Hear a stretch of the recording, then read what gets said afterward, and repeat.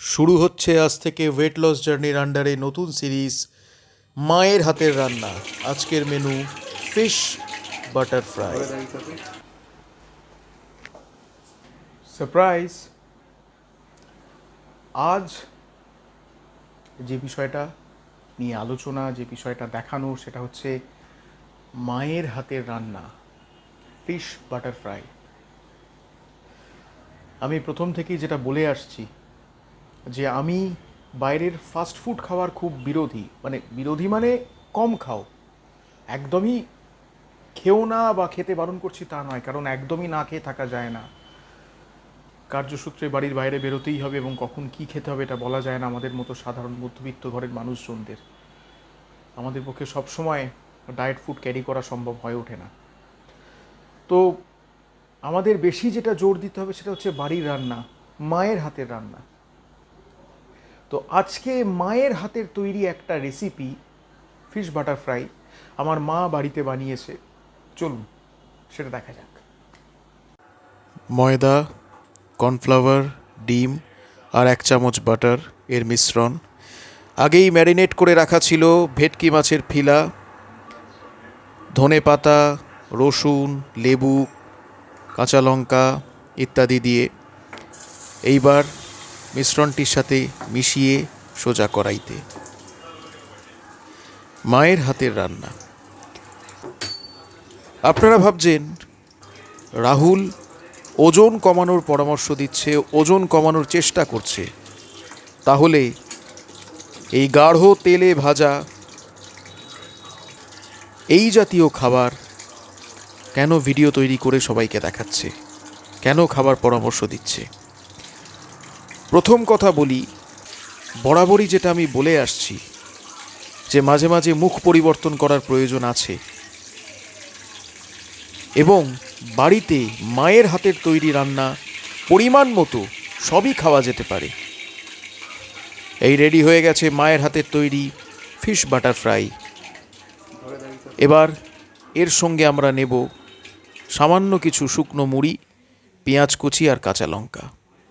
এটা সন্ধেবেলার খাবার। এখন বাজে সন্ধে 7টা। তো আসুন এবার উপভোগ করা যাক মায়ের হাতের তৈরি ফিশ বাটার ফ্রাই।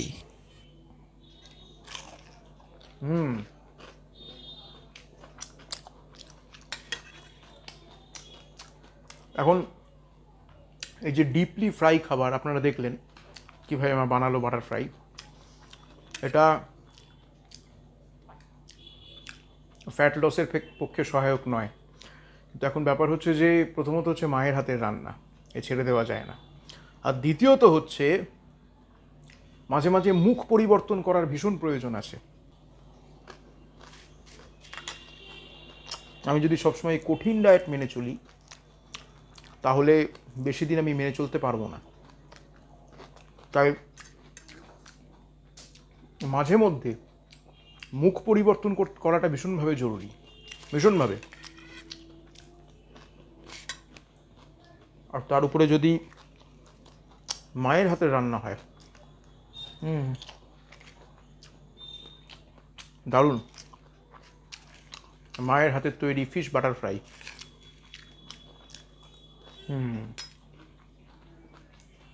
একদম ঘরোয়া খাবার।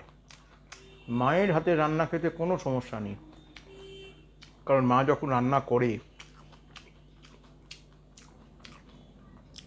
তখন তার সঙ্গে ভালোবাসাও মিশ্রিত হয়, স্নেহ, মায়ের আশীর্বাদ। সুতরাং এই খাবার কখনোই আমাদের শরীরের ক্ষতি করতে পারে না। তাই মায়ের হাতের রান্না খেয়ে সুস্থ এবং সবল থাকা যায়, শরীরের ইমিউনিটি বাড়ানো যায় এবং বাড়তি মেদও ঝরানো যায়।